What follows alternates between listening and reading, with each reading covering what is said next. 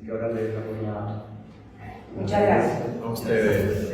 Mil gracias, Kiki y Oscar, por la invitación y bueno, gracias a todos ustedes. Hoy deliberadamente voy a aparcar en vosotros y vamos a hablar de un poco más extendido también y bueno, quiero darles las gracias verdaderamente por tomarse el tiempo entre tantos estímulos y tantos pedidos económico-vitales, atencionales, por estar aquí hoy. Y por el hermoso gesto de respeto que tenéis y que tenéis los móviles apartados. Esto para mí es una maravilla porque en la economía de la atención, ¿no? El poder dar atención es absolutamente una necesidad que nos desafía. Y hoy un poco lo que vamos a conversar es un poco sobre una nueva mirada y un nuevo lugar a donde va a dirigir nuestra atención. Entonces es un poco un efecto túnel de que entramos aquí, apagamos ciertos estímulos, nos nutrimos de otros, transitamos una historia. La idea es que salgamos equipados y dotadas quizás de nuevo vocabulario. Para mí es muy importante, antes de los formalismos de las introducciones y decir quiénes somos y qué programa tenemos y por qué estamos aquí, rescatar dos cosas. Este proyecto, tanto un lugar como Boomer Community como sus sinergias en el festival Más Latina, es un proyecto necesario y es un proyecto que se está haciendo con las manos. Y esto es muy, muy importante ponerlo en valor, que en el nivel de polarización en el que vivimos y en el nivel de instrumentación o de uso armamentístico de las identidades de los migrantes o los discursos políticos, donde, por usar un anglicismo, se nos está weaponizando, que podamos tener una plataforma de comunicación, acceso e intercambio entre todos, es una reivindicación de las más altas y de las más comentables y admirables. Entonces ese es el primer pedido que les estoy haciendo a todos y lo primero que estamos celebrando, que el que 4 personas migrantes podamos estar aquí hoy transmitiendo este mensaje dice mucho de la calidad de estructuras hechas a pie por nuestros compañeros en las calles de Madrid, de las que podemos llegar a disfrutar. ¿Y por qué? Porque eso también lo vamos a ver un poco en una de las historias sensacionales de la mitología líbica, ¿no? De alguna manera. Yo, antes de seguir con los formalismos, quiero hacerles un pedido. Yo creo que lo de llegar a una charla y no saber quién es nuestro vecino de sala o de mesa, quién está sentado al lado nuestro, lo debemos dejar en el pasado. Entonces les voy a pedir de que si no saben quién está a su lado, hagan, por favor, tengan algún gesto de reconocimiento del vecino.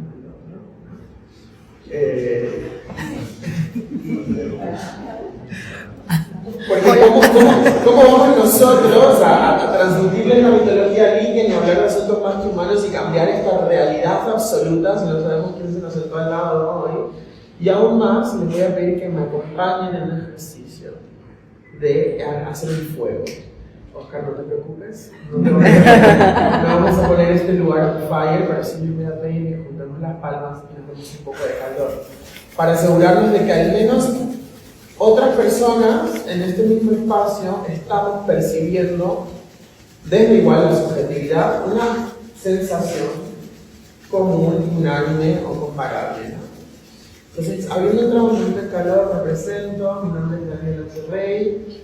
Soy curador de arte contemporáneo, programador y también investigador, y entre tantas cosas, y además de dedicarle mucho tiempo a conocer artistas increíbles, también llevo la programación del Instituto de Estudios Postnaturales. La postnaturaleza es la radical idea de que la naturaleza y la cultura deben entenderse juntas, sino como un binario. Y también me dedico a entender qué existe entre los suelos y los wifis. O sea, cuál es el menú de posibilidades vitales, existenciales, discursivas, materiales que existe entre el suelo y el wifi.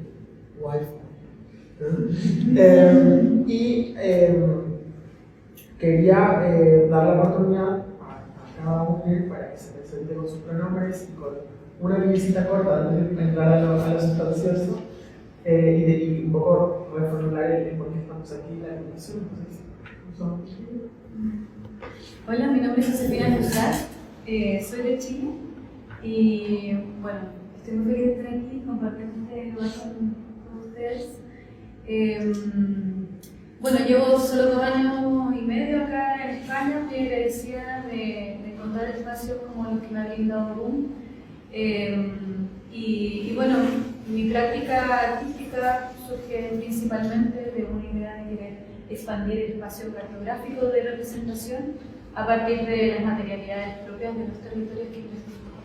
Entonces, bueno, como decía en la presentación, la exposición que estamos actualmente compartiendo con mi compañera chilena Solange radica principalmente de una investigación situada en donde surgen diferentes creaciones donde reflexionamos en torno a las diferentes estructuras que se desplazan en el paisaje, en el territorio, y abordándolo sobre todo las diferentes materias y circuitos y estructuras que lo componen.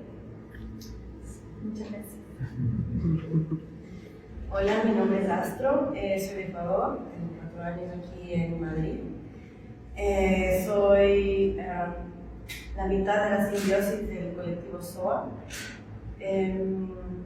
Con respecto a mi metodología, creo que mis manos son las principales fuentes de conocimiento.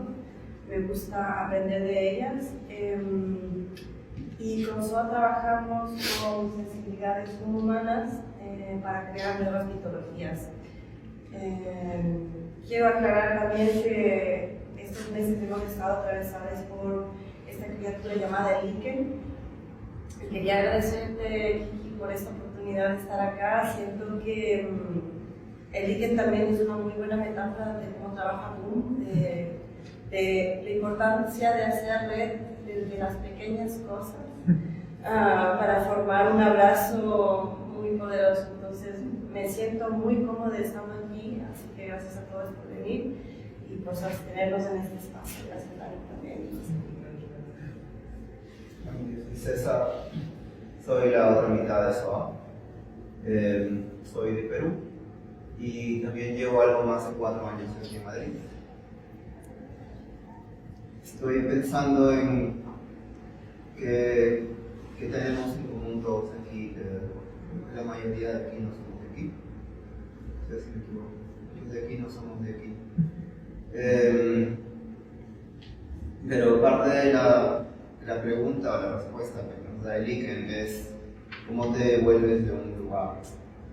Es por las historias que te cuentas, por los mitos que construyes, por las narrativas que tienes, o es por esa capacidad de abrazarte al suelo en el que caes. Por eso es que nos pensamos como esporas. Una espora es una semilla, pero una espora también es una promesa.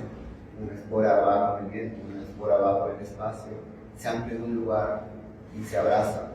Pero no solo se abraza al lugar, sino que su propia presencia lo modifica. Su propia presencia digiere al lugar. Y más aún siendo artistas, ese es un poder del que debemos ser conscientes y es un poder que debemos ejercer conscientemente. Gracias. Gracias. Bueno, yo creo que estamos sudando un frío. Yo como curador y como persona con una voz, digamos, tengo mucho cuidado de identificarme. Tengo la rareza de ser una persona que en 27 años crecí en 8 países, entonces la identidad nacional no me atraviesa, me pone en jaque, diría yo. Pero 2 lugares muy interesantes en los que crecí. Uno, su autor más célebre, Augusto Roa-Bastos, lo llama Una isla rodeada de tierra. Es un país que hoy en día se conoce como Paraguay. Y luego viví en otro Uruguay, que es Uruguay, y hay una autora, Fernanda Trías, que es de Montevideo, donde también pasé una etapa muy importante de mi vida, y ella dice que creció mirando a un río que se sentía mar. Dice, crecí mirando a un río que se siente mar y soy producto de esa contradicción. O sea, mirando el estuario, que es el río de la Plata, que es un río con una amplitud de 200 kilómetros que se vuelve océano. Y para mí es muy interesante porque me he dado cuenta que a lo largo de mi vida me he estado apoyando en estos 2 mitos. en el mito de una isla rodeada de tierra y en el mito de un río que se siente el mar. Y lo que me doy cuenta con la mitología es que la mitología no solamente atraviesa todo, inclusive la noción de Estado y las religiones abrámicas impuestas que tenemos, sino también la mitología se convierte en un mecanismo de gestión y de procesamiento y de recontactar con la realidad o de producir otras realidades. ¿No? Entonces, algo que me parece también muy interesante es cómo la mitología desafía intuiciones y expectativas, especialmente cuando esas mitologías están siendo plasmadas por artistas a quienes también les atraviesan los migrantes. ¿Por qué? Porque el contexto de la Europa contemporánea y de la España contemporánea, a las personas que migramos o que hemos cruzado un Atlántico o un Mediterráneo para vivir aquí, se nos pide que hagamos obra sobre nuestra identidad y sobre nuestro yo antropocéntrico. ¿Qué pasa cuando tenemos 3 artistas de distintos puntos, 4 porque estamos con Soli aquí invocándola, 4 artistas que vienen de distintos puntos a lo largo de la cordillera de los Andes y en vez de apoyarse en la hiperidentificación de soy esta persona, se equipan y la rebelión empieza por mirar a lo más humano y a lo no humano. Entonces quería un poco preguntarles eso, ¿por qué entre tantos proyectos de arte que pueden tener retrato personal, autobiografía, DNIs escaneados y nostalgias incompletas sobre nuestros países de origen? ¿Por qué decir en mi frescura y mi reciente aterrizaje voy a mirar a un dique, voy a mirar a un río, voy a mirar a un GPS sobre Extremadura? O sea, ¿por qué volcarse a otros entes que no sean el yo de mí? Como quieran, porque aquí no hay orden. Quien se sienta responsiva. Bueno, yo creo que de hecho la mitología líquida me parece muy pertinente para pensar la migración y justamente a partir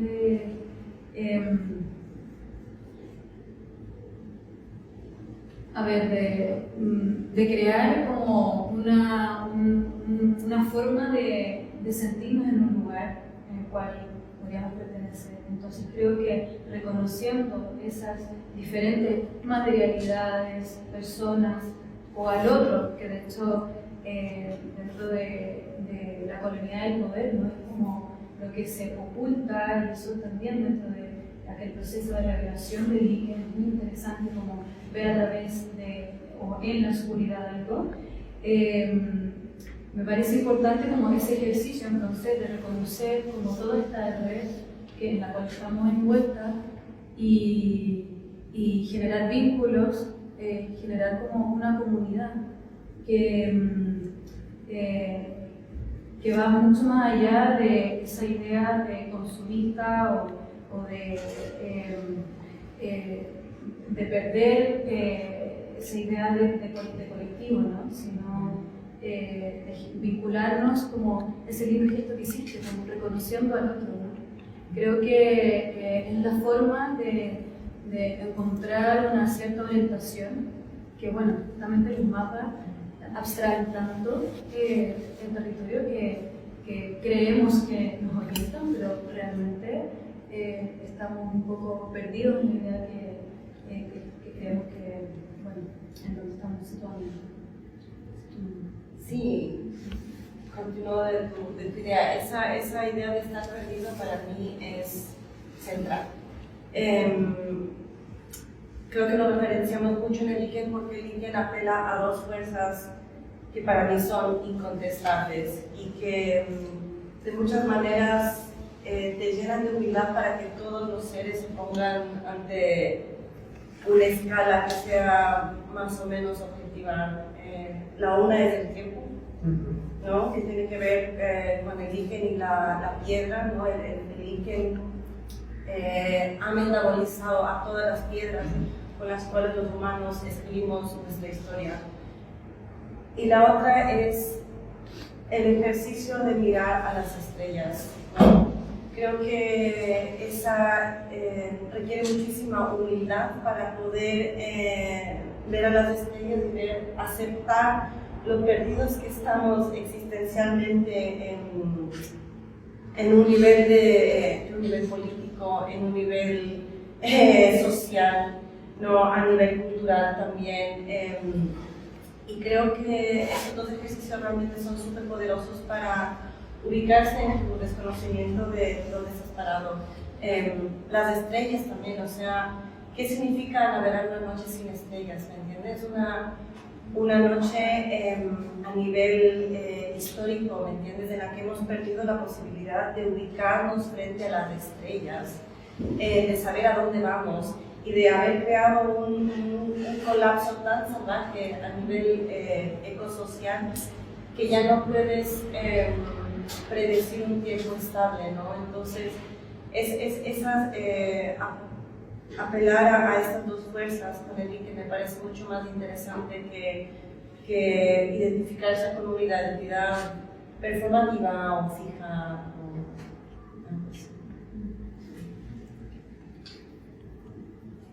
Bueno, yo creo que a su manera las estrellas también son monumentos,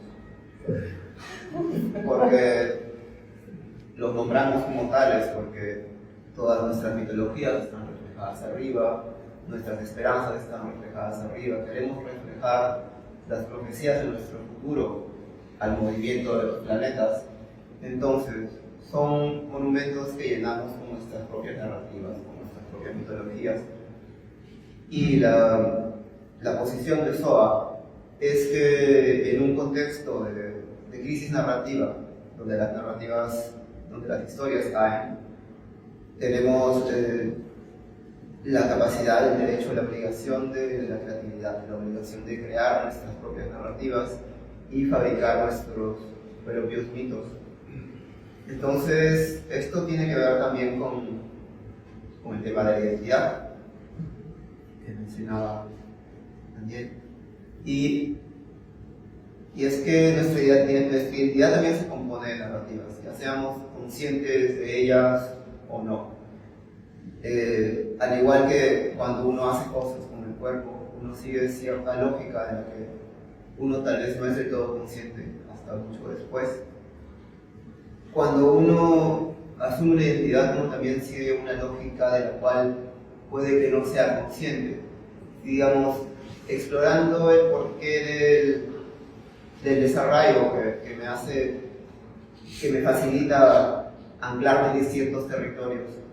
Yo siempre he pensado que la identidad es algo que no necesariamente se vincula a un territorio, no necesariamente se vincula con la tierra. Pero esa es una posición muy personal. Puede ser que para algunas personas sí haya una conexión mítica con un espacio físico específico. De hecho, históricamente, al menos en Perú, en la época precolonial, cada etnia, cada Ainu se llamaba, estaba vinculado a un lugar de origen mítico, digamos. Mi familia viene de esta cueva, mi familia viene de este lago, mi familia viene de este río. Entonces trataban de no alejarse de esos lugares. Y yo creo que hay un proceso de desarraigo que nos ha hecho un poco más libres. Creo que, hablando de por qué no hablo tanto de identidad, estoy hablando de identidad, creo que yo migré la primera vez antes de nacer. ¿Por qué lo digo? Porque mis padres fueron la última generación que tuvo una identidad estrechamente vinculada con la tierra. Y en su migración del campo a la ciudad, todos los hijos, toda mi generación tuvo un proceso de desarraigo frente a un lugar más bien hostil e impersonal. Entonces, muchos de nosotros hemos aprendido a considerar territorio solo a la tierra que tenemos bajo nuestros zapatos en ese momento. Eso me relaciona con el líquen, porque el líquen tiene esta capacidad de habitar, de crear un hogar, de ser una persona y un hogar al mismo tiempo, de ser un individuo, un ser y un hogar al mismo tiempo. Y bueno, respondiendo a la pregunta de Daniel, creo que esos son los motivos que me impulsaron a no hablar tanto de la nostalgia o del pasado, aunque son motivos que no he tenido del todo conscientemente, porque no lo estoy hablando ahora. Gracias por esa intro, y yo creo que es importante ahora pensar un poco cómo esta filosofía que cada uno posee, digamos, se materializa hacia el tipo de trabajo que están haciendo ahora. ¿Por qué? Porque en un momento de crisis narrativa, la labor no debe ser subsanar esas narrativas o crear otras narrativas nuevas. O sea, en realidad estamos acostumbrados a que la noción de reinvención o de cambiar la percepción de la realidad, de nuevo desde lo artístico hasta lo político, es cambiar la narrativa, ¿no? Entonces cuando vamos a salir a la calle, vamos a luchar por una causa, estamos cambiando la narrativa. Pero bueno, una propuesta un poco radical que yo tengo y que quiero usar para contarles algo ahora, es que cuando tenemos una crisis narrativa, el mandato no es a crear otras narrativas, es a crear otros métodos. Porque si la forma de acción ya nos está demostrando que las narrativas están en crisis, no podemos apoyarnos en esa misma forma de acción para dilatar la próxima crisis.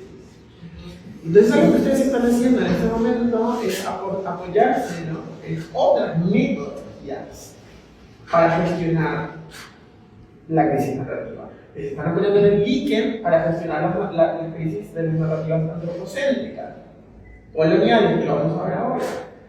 Se están apoyando en otras metodologías para distanciarse de lo humano, porque claramente el mundo de hoy, las noticias a las que nos despertamos esta mañana, nos terminan de confirmar que nuestros métodos de acción humanos están en crisis.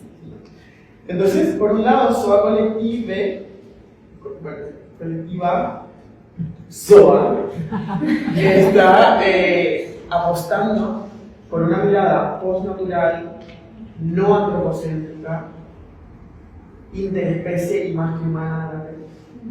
Y José y Solano se están viendo y acaban de crear consolidar lo que ahora les vamos a seguir la pista, es la Agencia de Asuntos Más que Humanos.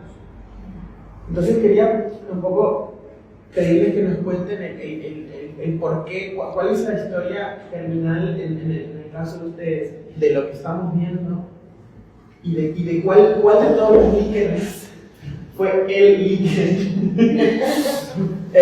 porque existe, y cuál de las conversaciones fue la chispa para que la obra de Josefina y la obra de Solano, entre tantas cosas que cubren, también intersecten en lo que ahora se entiende en el ecosistema creativo como la Agencia de Asuntos Más Humanos. O sea, te estoy preguntando historias terminales. ¿Cuál líquen y cuál chispa? Vamos a empezar con ustedes. Bueno, en el Monumento al Descubrimiento de América, que está en los Jardines del Descubrimiento, en Plaza Colón, sigue al lado de la Cédula Castellana, en la cara este del segundo bloque de concreto viniendo del norte, está tallada la palabra Colón. Okay. Cristóbal. Y en la O de Cristóbal hay dos líquenes que habitan cercanamente, que parecen dos satélites internos de esta órbita, que es la O. ¿Y a qué altura de tus ojos está esa O? A la altura de nuestros. Entendiendo que es una cosa enorme, nosotros estamos a los pies de este momento. Y la O está siendo agarrada por dos líquenes. Sí, y creo que cuando estábamos buscando narrativas no humanas en estas paredes, en estos dos bloques de concreto, estos fueron los primeros dos líquenes en los que nos fijamos. En un inicio fue porque, bueno, parecían estéticamente interesantes, pero ahora pienso que es también porque es un texto reescribiendo otro texto, es un ser habitando otras historias, cubriéndolas y contando una historia propia. Sí, también adentro del lenguaje, ¿no? O sea, teníamos estas palabras que de alguna forma profética anunciaban que Colón iba a descubrir a América, ¿sí? Y que de alguna forma se justifica la conquista a partir de estos textos. Encontrar que habían otros seres que ya estaban comiéndose a esas letras, que ya vivían dentro de esas letras, nos pareció muy interesante pensar que también había lenguaje ahí, que había vida, ¿no? Y fue muy conveniente porque, claro, dentro de, creo que Bansky dice esto, creo que dice, o sea, si es que quiere resaltar algo, dibújalo adentro de un círculo, y la O estaba resaltando lo que había dentro, ¿no? Entonces, nos pareció súper interesante todo eso que existe dentro y fuera del lenguaje, ¿no? Y ese líquen con el que se toparon ha llevado a esos experimentos de toma de muestras, de contactos, de frottings, ¿no? Que un poco, entiendo, es también a nivel artístico, es la técnica que ha atravesado una primera fase de SOA y de la ruta de la escuela, y que luego nos ha llevado a otras experimentaciones, que por cierto, después de esta charla, por favor, tómense el detenimiento de ver lo que está en las paredes y también lo que está en la sala. Pero sí. Y José, y un poco recogiendo también lo que nos contaría Solange, qué chispa hace que dos compañeras en Extremadura, en una residencia de UNED, con Lican, que nació en el sur de Chile, resuelvan consolidarse en nuestros proyectos personales alrededor de un lenguaje compartido de una agencia de asuntos más que humanos. Bueno, surge específicamente en la residencia, que yo creo que fue en este momento de convivencia que lo empezamos a vivir de una forma muy familiar, porque con Sole casualmente somos chilenas, pero también las dos taurinas, o una cosa como un poco también de rutina o de cómo entendemos las relaciones, ¿no? Entonces, tú preguntas por metodología, y yo creo que empezó que con Sole empezamos a crear como una metodología de trabajo sin pensarlo, común, en donde en las derivas, por ejemplo, del territorio, íbamos recolectando cositas, primero ficcionando qué serían, imaginando, después investigando, pero todo eso era a partir de una convivencia y de un diálogo permanente. Yo les he comentado como que no era también solo una deriva física, sino también onírica, culinaria. Habían como modos de construir juntas permanentemente un hogar común. Entonces, inevitablemente ya cuando estábamos compartiendo ya los procesos creativos que se empiezan a cruzar con ciertos conceptos o lecturas incluso, nos dimos cuenta que había algo que nos interesaba y que era muy importante, que era considerar entonces todas las agencias un poco que están en convivencia permanente con nosotros, con nosotras, afectándonos, y cómo somos parte de un mundo o muchos mundos al mismo tiempo. Entonces ahí fue como, vale, hagamos algo, y cómo sale un nombre. Y fue un poco también el querer crear la palabra agencia, si bien tiene que ver como con esta capacidad de agenciar o de provocar cosas en alguien, en sí misma o en un colectivo, también tenía un poco esa relación de corporación, instituto o algo así, en donde nos interesaba entonces jugar con eso, de qué manera podemos deconstruir esa matriz estructural de la cual todo se sostiene un poco, y jugar un poco a esto más que humano, integrando todo eso. Y bueno, este en verdad es como un proyecto principal en donde buscamos también un poco mirar cómo lo hacen los compañeros para poder seguir colaborando juntas y obviamente pensando en algo que pueda seguir creciendo no solo nosotras dos. Gracias, José. Y creo que para aportar un poco y traer hacia aquí la mirada de Solange Contreras, artista chilena, compañera de Sole en la agencia, y les invito a que se empapen mucho de su obra. Quiero simplemente leer un apartado del manifiesto de Sole, porque creo que pone mucho valor en cómo resonó eso contigo, ¿no? Que dice Sole: me interesa el conocimiento vernáculo, los saberes campesinos y las tecnologías blandas como posibilidad de adaptación frente a la crisis ecosocial.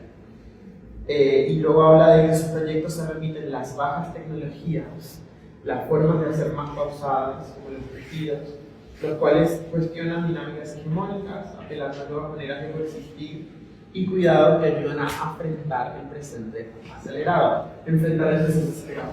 Lo más interesante es que Sole habla de coexistir y luego Soa habla de que Liken propone una metafísica mínima donde existir, como Liken es coexistir. O sea, es muy interesante que nos estamos reencontrando mucho alrededor del lenguaje de la coexistencia.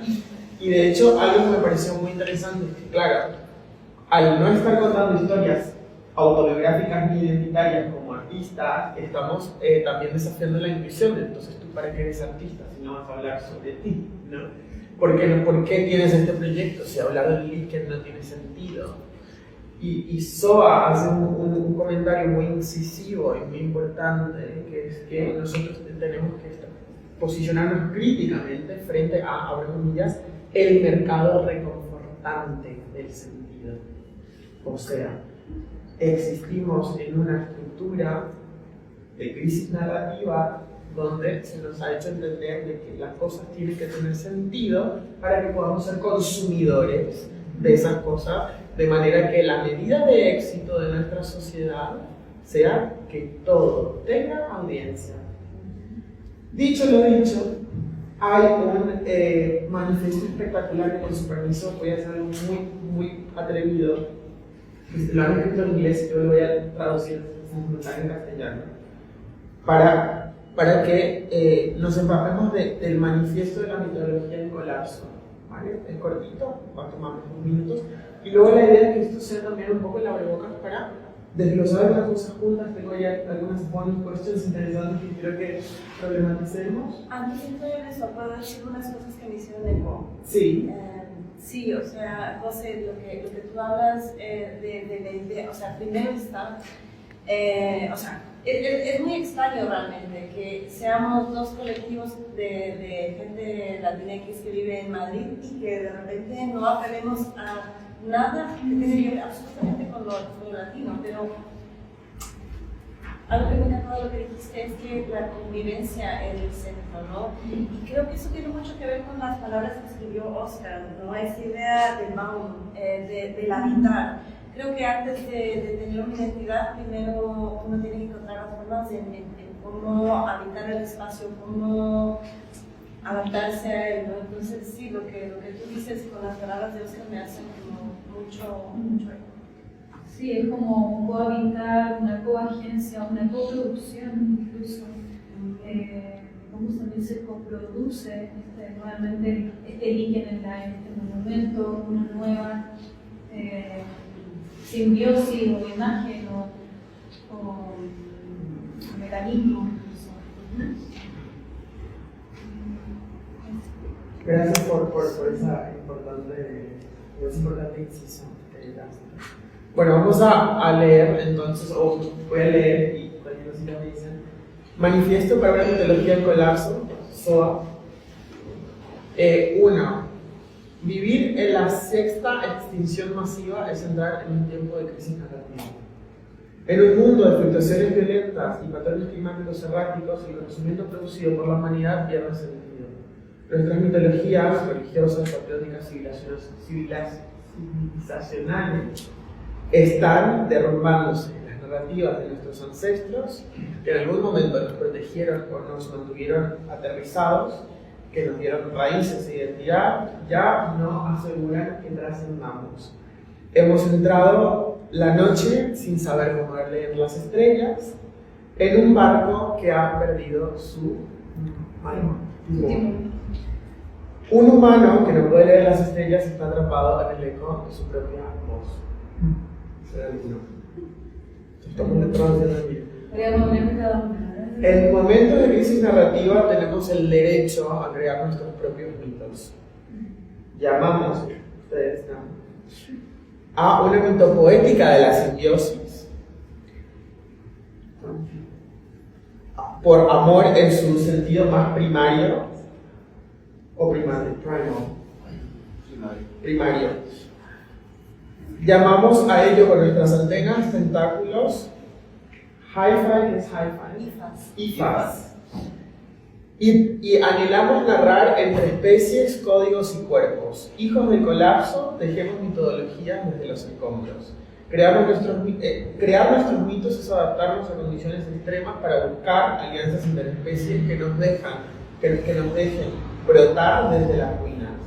Como el líquen, un extremófilo que florece de campos magmáticos y los reforma en terrenos fértiles, un sobreviviente con experiencia de múltiples extinciones masivas, nosotros también emergeremos juntos contando historias en la desolación.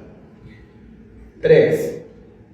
La mitología es construida y digerida. Los gusanos pueden comerse a los contadores de historias. ¿Qué es moths? Polillas. Las polillas pueden escarbar túneles que cuente a través de libros de historia, y los líquenes pueden corroer materiales y abrir los poros de monumentos de concreto. Solo es cuestión de tiempo hasta que llegue el hambre. ¿Quién tiene la última palabra? La digestión de mitos es una mutación semiótica. Su significado no es ni estático ni absoluto, e inclusive el cielo azul no se mantiene como un símbolo estable, porque el azul de la extinción, el azul de la atmósfera precambriana anunciaba la extinción de las bacterias anaeróbicas. Pero hoy en día, en el antropoceno, ese mismo azul representa serenidad. Extinción, paz, cianotipos. Siempre han habido historias que no necesitan nuestras lenguas para ser contadas. Y para terminar, la semiosis no es un privilegio humano y la mitología tampoco lo es. Toda la vida percibe el mundo a través de señales. Señales químicas, señales ultraespectrales, vibraciones y oscilaciones. Hay texto en las nubes, códigos en las proteínas, ritmos en las olas, mitos microscópicos en ríos de barro. Y cada metodología es el centro del universo, no de su universo, pero del universo. Total, maravillante y resplandeciente. Qué bonito escucharlo en tu voz. Sí. Yo quería aplaudir. No, pero ese trabajo de ellos,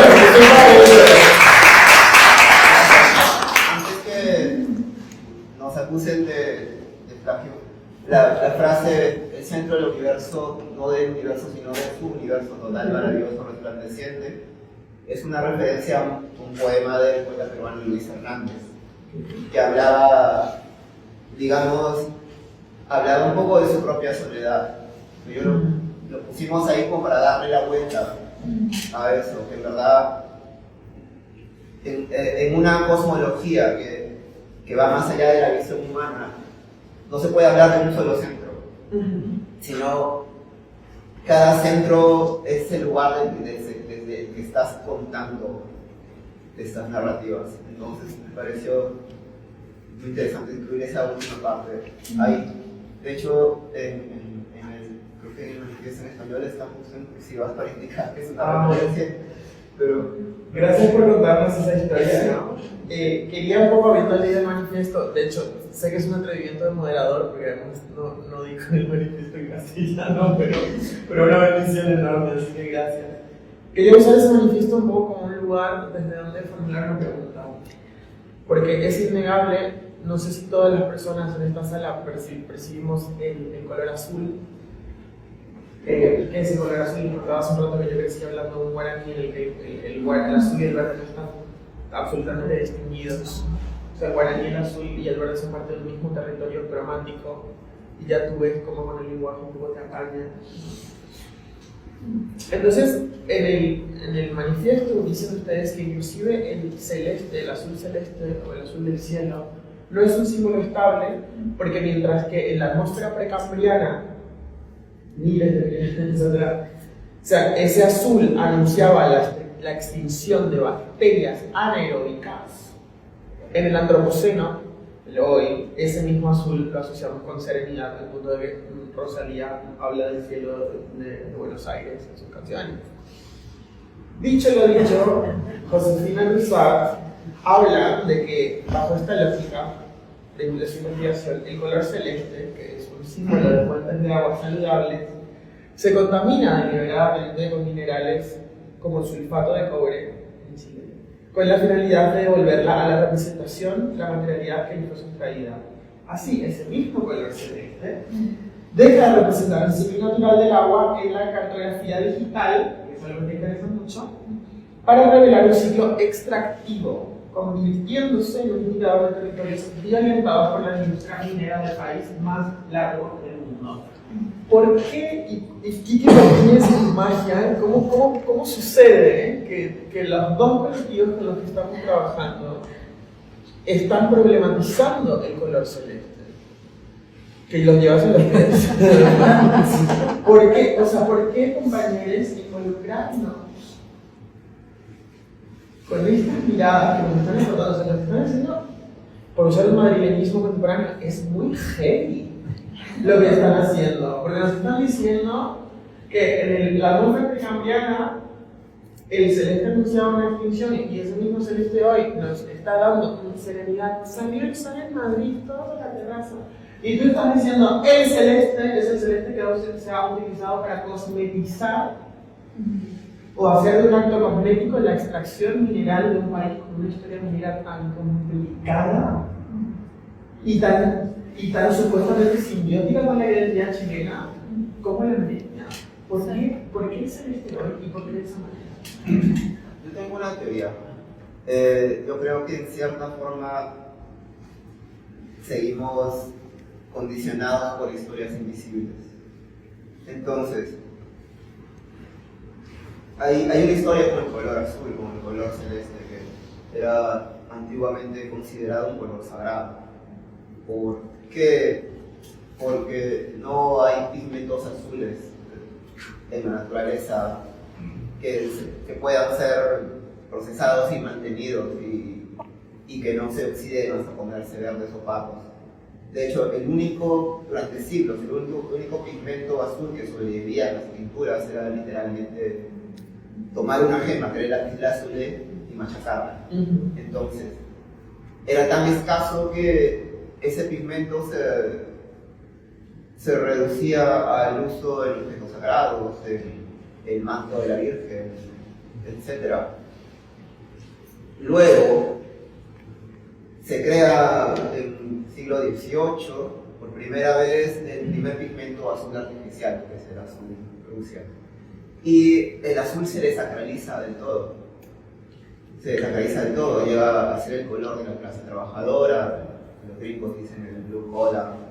Luego la cianotipia logra sintetizar este mismo pigmento, pero con ayuda del sol. Pero yo creo que algo de ese sustrato de sacralidad del azul, de alto simbolismo del azul nos ha llegado, porque de alguna forma sabemos que es importante.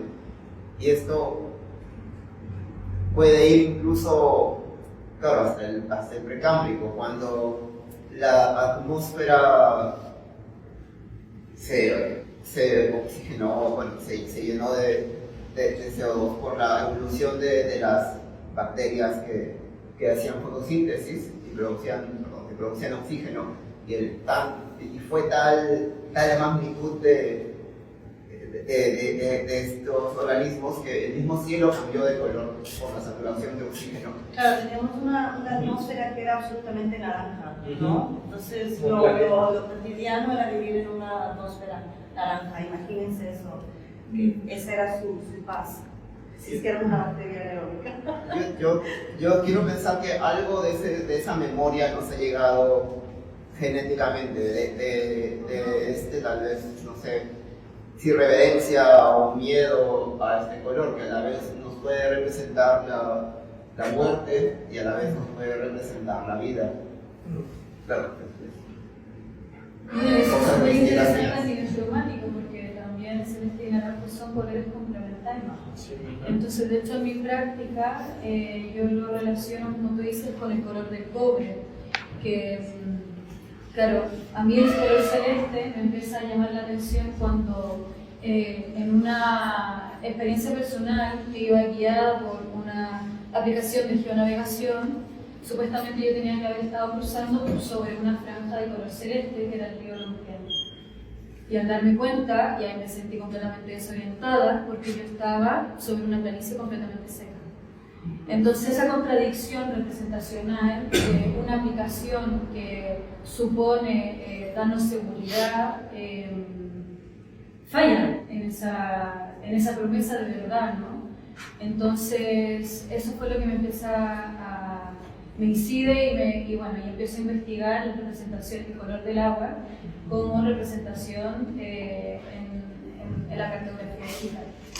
Entonces, claramente después ya me doy cuenta, y ese es como un poco el hallazgo, de que Google Maps encubre zonas secas o zonas de extractivismo bajo el color celeste, porque no solamente ocupa el color celeste para indicar lagos, ríos, mares, humedales, sino también lo ocupa para indicar relaves mineros, relaves y presas mineras, que son estos depósitos de desechos mineros.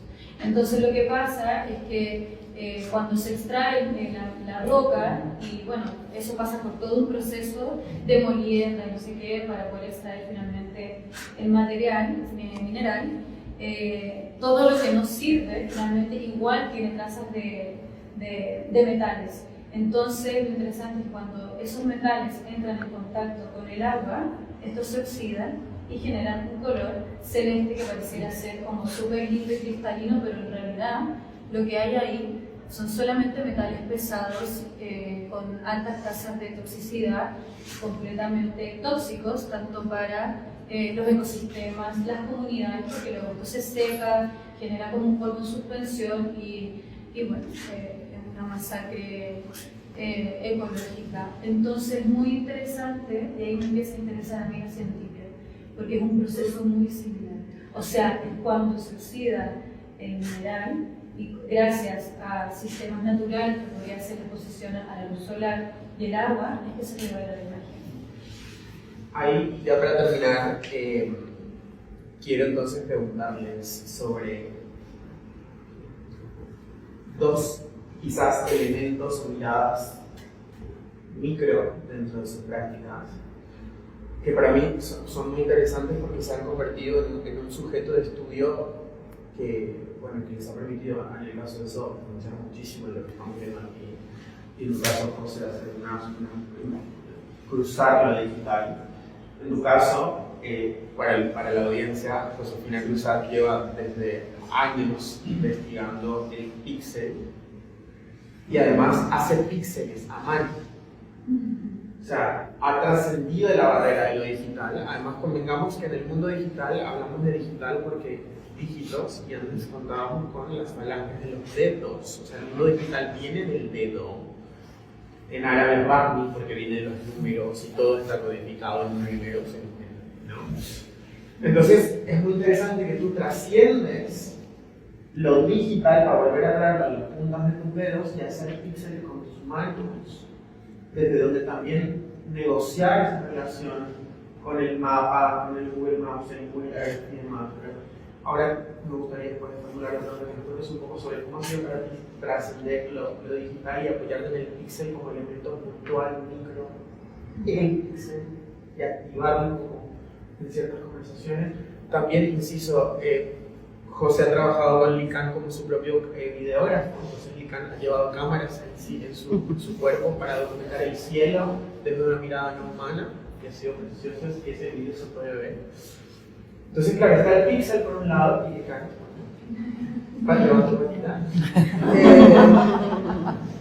Está el píxel y luego está desde la mirada de SOA, no solo el líquen, sino la espora. Y justamente esta exposición redirige nuestros ojos hacia la espora como estructura, como entidad, como sujeto de investigación y estudio Entonces es como que también tenemos lado y lado, tenemos este elemento, yo lo llamo micro en el sentido de que es un algo puntual, que puede existir, que se puede multiplicar, que puede existir en conjunto si quiere, pero también se puede tratar como eso. ¿Por qué? Y para cerrar, ¿por qué dedicarle, hablamos al principio de esta conversación de la atención, ¿no? ¿Por qué dedicarle atención, dedicarle tiempo y cuidado como investigadores, como artistas, a los píxeles y a las esporas? Bueno, qué lindo como que nos fijamos de cosas micro, ¿no? O sea, para mí un poco, bueno, perdón, me tomé el micrófono, pero como para empezar a dialogarlo. Claro, para mí como que yo observo que nuestro entorno también se puede como ver reducido, bueno, desde lo gráfico al punto, ¿no? Desde lo real, o lo que comprendemos por real, puede ser la partícula.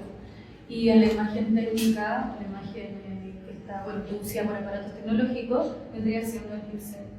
Entonces, a mí me interesa, si bien también pensar en el píxel como esta abstracción del objeto, ¿no? Que empieza por o de la realidad, en donde empieza a ser como tocada primero con la mano, luego con el dedo, con la punta del dedo, y hasta ahora estamos como ya, yo creo, casi como nos hemos alejado tanto de aquella realidad, que un poco lo que nos pasa, como un poco también pensando en esa idea de la primera pregunta, de relacionarnos como directamente con eso otro. Entonces yo lo pienso como de darle la vuelta, pero no como un círculo, sino como una espiral, integrando tanto la tecnología, lo que nos hizo alejarnos un poco, porque está a tal punto, como yo lo veo en la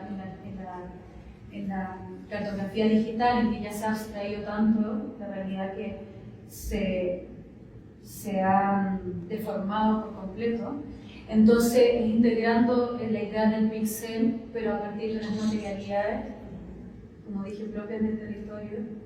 Entonces, por eso es modelar un poco y generar esa representación que se abstrajo, se perdió a partir de eso. Entonces, me parece muy lindo que nos estemos fijando de cosas tan pequeñas, ¿no?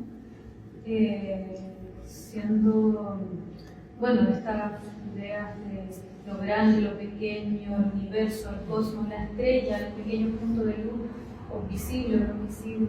También por poner el pequeño inciso de que píxel alude de alguna manera a la noción de píxel, o sea, célula pictórica, ¿no? Entonces también está este préstamo de lo celular para poder justificar el punto más micro de una imagen, ¿no? Exacto. Bueno, por eso como estos píxeles táctiles tienen punta, porque es la punta la que alude a ese pequeño lugar, un pequeño micro, sí. ¿no? Sí, Me encanta. creo que la comparación es adecuada y también hay, en términos de la espora la conceptualizamos como, bueno, no la conceptualizamos, la espora es la mitad de un ser a la deriva, ¿sí? Entonces, el hecho de que una espora se encuentre con su simbionte, una alga o una cianobacteria, en medio de la atmósfera, ¿no? Es algo improbable, ¿no?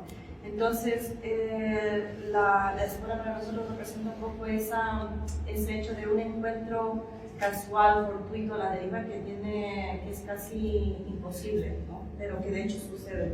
Y sucede tanto que el líquido está en cada uno de los continentes, incluido la Antártida. Entonces, sí, la espora es la mitad de la promesa, pero también hace visible a estas fuerzas invisibles. O sea, la espora necesita el viento, la espora necesita los azúcares de la atmósfera, la espora necesita el sol, la humedad, ¿me entiendes? Entonces, el hecho de apuntar a un punto mínimo como el píxel o la espora te hace ver todo el resto de sistemas planetarios que le rodean a esta micropromesa. Estaba pensando que de representar el píxel con un punto. Bueno, el punto geométricamente no tiene área, entonces es algo que en verdad físicamente es imposible de representar, porque aunque representes el punto de una aguja tiene área, pero si tú te fueras al mundo euclidiano, es un lugar que es simplemente el cruce de dos líneas. Entonces está pensando en el vínculo que la esfera representa. Y hace rato que Daniel hablaba de los individuos, de los individuos. Está pensando que los individuos tienen una materialidad en la que nos fijamos, pero el vínculo entre dos individuos, al igual que un punto, es un objeto que no tiene materialidad física. Es como la línea de punto a punto en un universo euclidiano. Existe, pero no tiene una materialidad física. Es representable, pero no es mostrable, por así decirlo. Nosotros ahora tenemos un vínculo entre todos, pero no es algo que existe en el aire. Si yo pongo... No hay una manera física de detectarlo, es como la luz. No sé, o sea, ¿qué otras fuerzas hay? Como electromagnéticas, ¿me entiendes? Puede El ser. lenguaje también es una forma de atar y unir vínculos, pero bueno, o sea, no siempre estamos de acuerdo y eso está chévere. Pero estaba pensando que hay cosas importantes en esa inmaterialidad que no se puede representar, que existe solo a un nivel abstracto del concepto que tal vez existe solo en nuestra mente.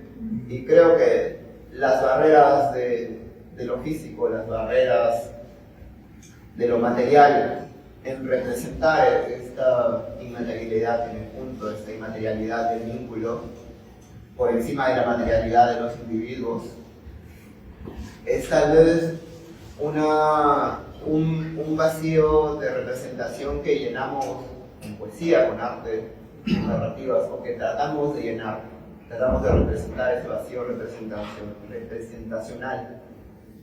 Y no sé si ese vacío representacional nos termina generando angustias, porque al final estamos apuntando a algo que es imposible hacer y que solo es posible sentir.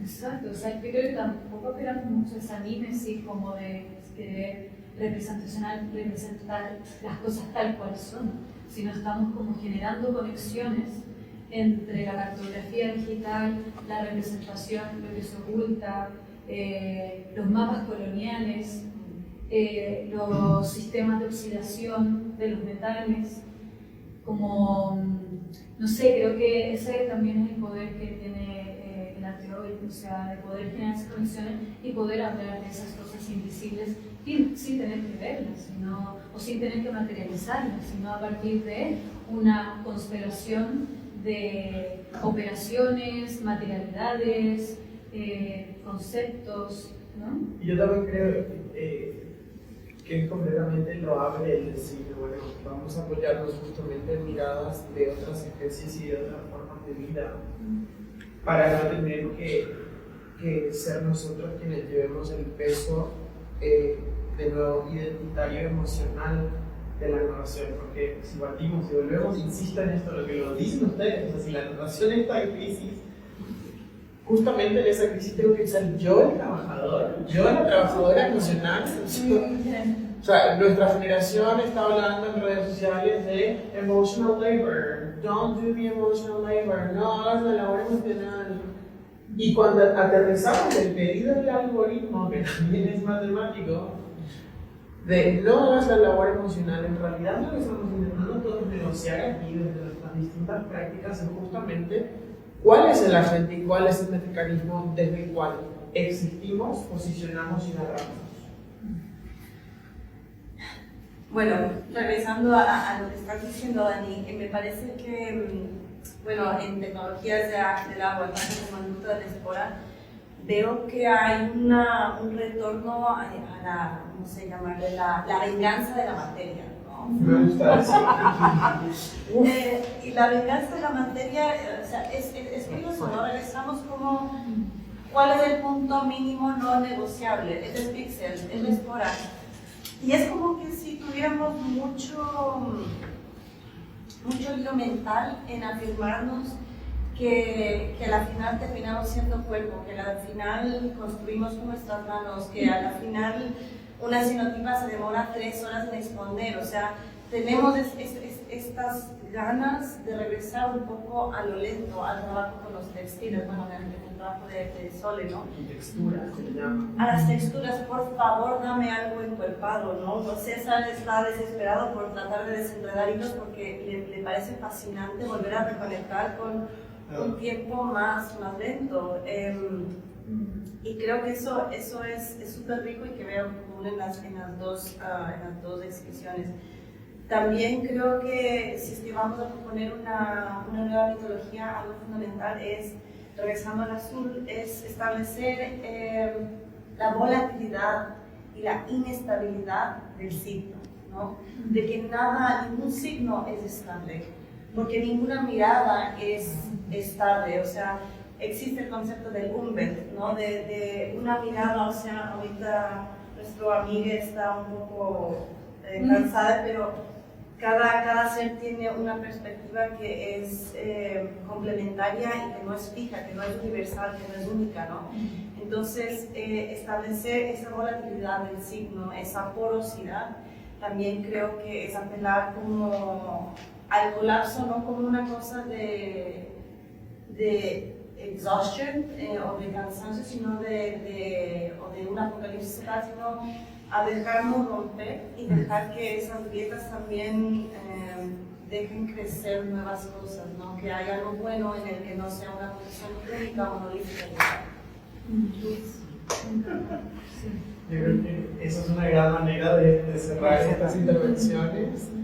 Qué rico, oiga, muchísimas gracias a ustedes.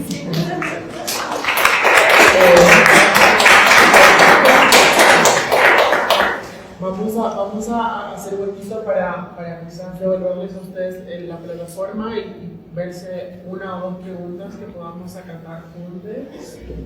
No sé si hay alguna duda, alguna palabra, alguna reacción. No tiene que ser una. Sí, bueno, tenemos dos, perfecto. Así que empezamos contigo y seguimos con.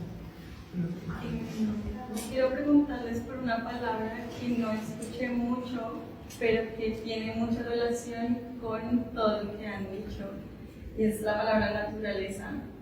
Y quiero saber, en justo esta nueva forma de entender la migración, de cómo hablar de la migración desde otro ser que no es el ser humano, pero que está ahí como vinculándonos, o desde la cartografía, desde el píxel.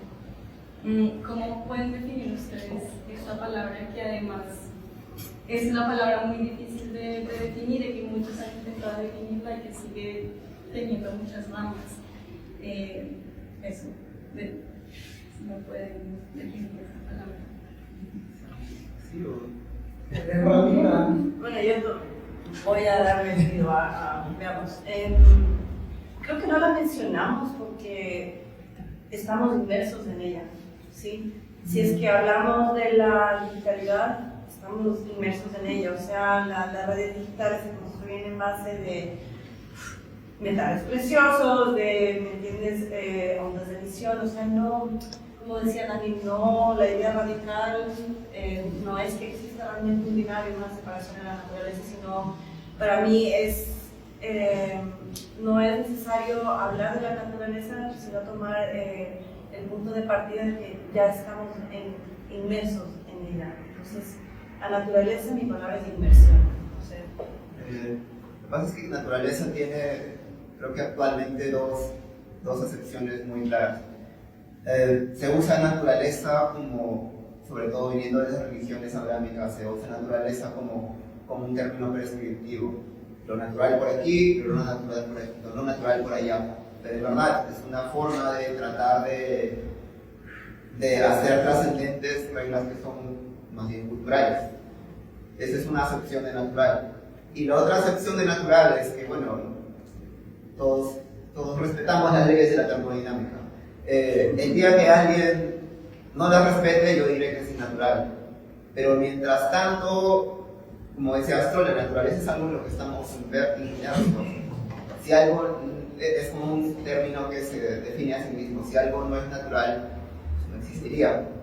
Y si algo que pensamos que no era natural termina existiendo, entonces eso amplía nuestros marcos de lo que es natural, desde un punto de vista físico. Entonces tal vez es por eso que no la mencionamos tanto, porque sería como se empieza hablando del agua. Exacto. Sí, y también porque yo creo que el antropoceno, ¿no? O sea, la era de la Tierra en la que vivimos ahora, en la cual la humanidad es el centro de todo, en realidad ha sido una humanidad creada completamente en contraste y en oposición a lo que se entiende como lo natural. Entonces, en realidad, yo creo que el acto aquí revolucionario es entender de que la naturaleza es esta secuencia de actos en la cual la naturaleza, como dice César, o sea, desafía su propia intuición y su propia posibilidad todo el tiempo. Cuando ustedes ven las noticias de un tsunami, dicen, pero nadie se lo esperaba. Y luego dicen, no, pero había la escala de Richter. ¿No? Y es como que ni siquiera sobre los fenómenos naturales hay consenso, de la misma manera de que ni siquiera en las religiones y cosmovisiones del mundo hay consenso de que es la norma, ¿no? Y un poco por ponernos al histórico, que al fin y al cabo estamos entre personas que trabajamos en lo visual, o sea, ni siquiera en la historia del arte ha logrado construir un consenso sobre qué es la naturaleza, porque cuando nosotros llamamos ciertas obras naturaleza muerta, otros idiomas la llaman vida o realidad parada. Still life, no, o sea, es como que, en realidad yo creo que la naturaleza es, lo decías tú antes de que cerráramos las preguntas, ¿no? Es como apoyarnos también desde un lugar, diría yo, humilde quizás, en la naturaleza y la volatilidad misma, y eso es un poco el periodo de renuncia como agente. ¿Qué piensas? Bueno, con Sole siempre estamos como pensando en este concepto y por eso nos gusta pensar entonces en la postnaturaleza, ¿no? De comprender esta idea de la naturaleza que viene a ser como un concepto súper moderno, antropocéntrico, en donde que jerarquiza su entorno y separa al hombre de la naturaleza, ¿no? Que esta diferencia en lo postnatural lo comprendemos como al contrario, donde hay una integración. Por eso la Agencia de Asuntos Más Humanos, esa más, en realidad nosotros la entendemos como más de amplitud, de integración, de no jerarquizar, sino como de ver cada uno de los procesos como importantes, o sea, como algo que nos influye y nos modifica y nos coproducimos de manera colectiva. Es reconocer esa alteridad, reconocer de lo más pequeño a lo más visible, claro, como un terremoto o una inundación, que no, esto no es natural, es demasiado. Entonces, así comprendemos nosotras. Gracias por la Jocelyn, cerramos contigo. Tengo dos preguntas. Una muy sencilla es ¿dónde puedo leer el manifiesto en español? Y la segunda es sobre los objetos que nos rodean, desde mi completo desconocimiento de las obras y más mi curiosidad sobre ellas. Mencionaron algo que es no sé si era cooperación o colectividad o como que esa idea de cohabitar con las otras formas de vida. Y cuando leo acá, porque me parece que son una especie de gramática, de lenguaje, lo que hay aquí presentes, se me hace que esa colaboración también tiene que ver con un diálogo o una comunicación con la cosa. En este caso entiendo que es el idioma.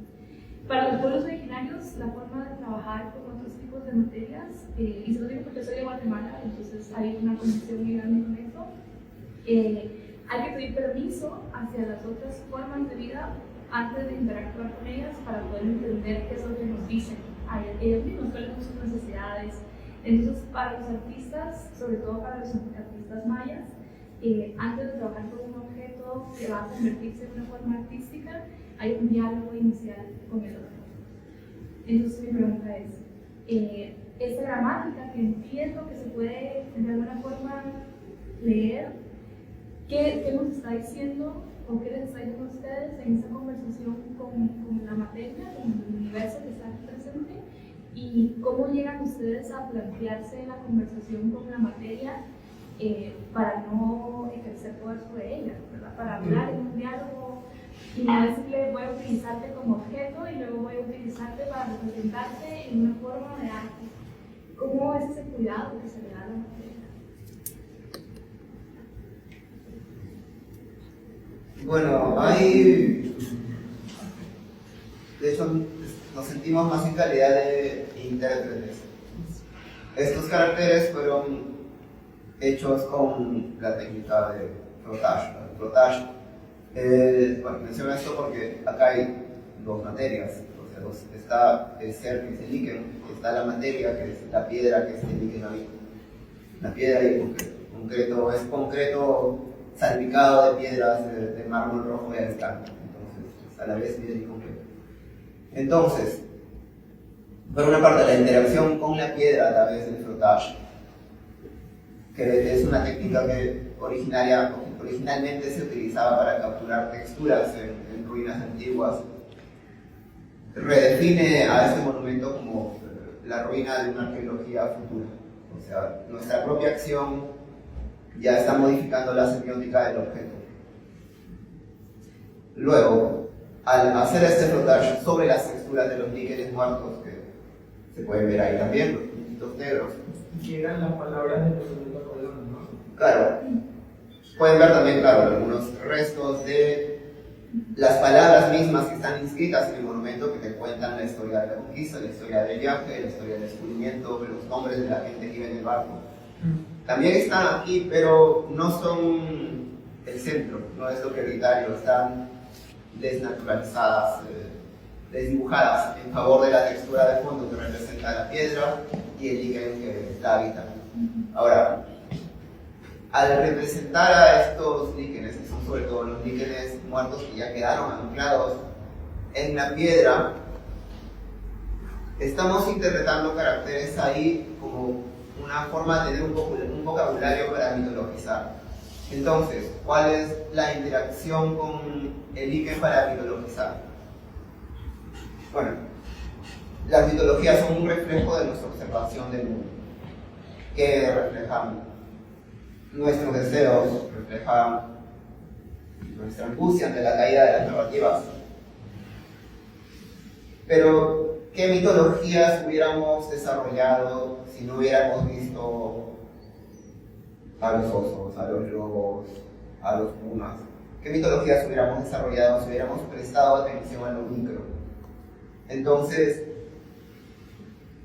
como mitopoetas, en el ámbito mitopoético, partimos de ahí para crear esa mitología. Estamos mirando hacia este ser para crear esa mitología. Una última cosa es que lo hacemos desde una posición de mucho respeto, sin dañar a estas criaturas, sin extraerlas, ni siquiera sin tocarlas directamente. Entonces, para nosotros es un texto, es una narrativa más importante que la narrativa que se está cubriendo, y por eso queremos protegerla también. Sí, yo diría que acercarnos al líquen, bueno, fue muy difícil. O sea, piensa tú que mientras más empatía desarrollas con una especie, mientras es más uno mamífero, mientras tiene un cuerpo más herido, ¿no? O sea, fue un ejercicio de empatía radical porque con un ser que no le habías visto figurar en ninguna historia. O sea, el líquen es de todas las historias un personaje tipo B. O sea, no es el héroe de ninguna epopeya, no se han hecho películas sobre el líquen. Bueno, el otro día alguien me dijo que bueno, hay como un apocalipsis zombie inspirado entre líquenes y hongos que es el villano de la serie. Y la cantidad de posts en LinkedIn que mandan las empresas a generar simbiosis y sinergia prestando de esa imagen, ¿no? o sea, también el mundo de los negocios va a estar usando un poco la representación que tiene la estructura vital del edificio. Exacto, y se puede tomar muy a la ligera.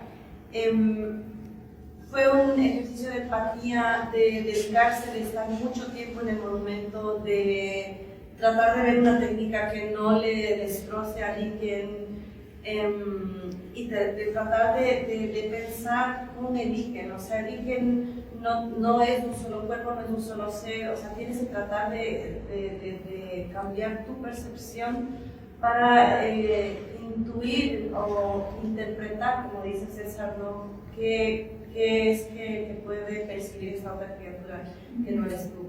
Entonces, eso. ¿Y dónde leo el manifiesto?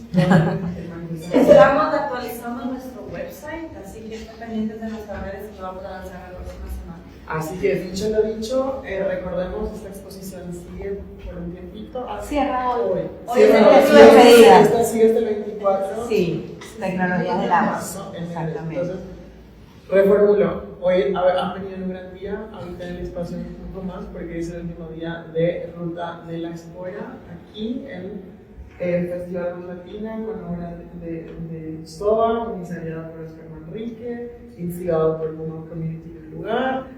En la Biblioteca Central de Leganés, en la sala de exposiciones, está Tecnologías del Agua, con obras de Solange Coteras, Josefina Cruzat, Agencia de Asuntos Más Humanos, con texto de Íñigo Rodríguez. Y sigan atentas y atentos a todo lo que va a pasar con Mica, a todo lo que va a pasar con la Espora, con el Pixel, con las arquitecturas. Con ¿Qué eso- proyectos tienes tú próximamente? Todos. Por favor. Bueno, lo que puedo contar aquí hago un préstamo institucional, está recién anunciado el máster en Alternative Ecologies, en ecologías alternativas del Instituto de Estudios Naturales. Estamos haciendo un máster de 9 meses, de septiembre a junio, que es principalmente online, con 3 encuentros en persona en Madrid y en un lugar en Francia, con exposición, con publicación, con todo. Entonces, si conocen a alguien como ustedes mismos, les gustaría apuntarse como estudiantes del posgrado, vamos a estar muy de cerca, si se animan. Y por otro lado, bueno, ahora actualmente yo más a título personal estoy investigando mucho justamente lo que ustedes están acabando y les agradezco, ¿no?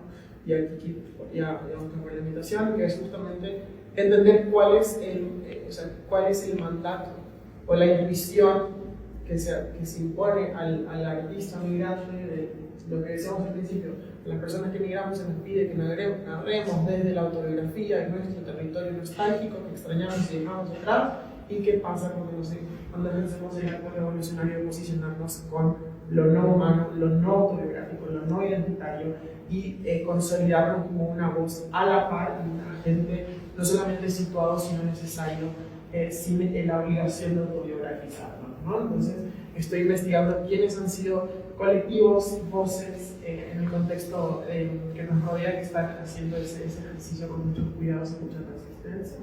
Y dicho lo dicho, quiero extender mi profunda enhorabuena al estrés, darles a ustedes las gracias y por favor acompáñenos para un poquito de picoteo, de pasarla bien un ratito y de tomar algo y de disfrutar, bueno, de la ruta de las horas, no se olviden de ver y de seguir activando estas conversaciones. Muchas gracias.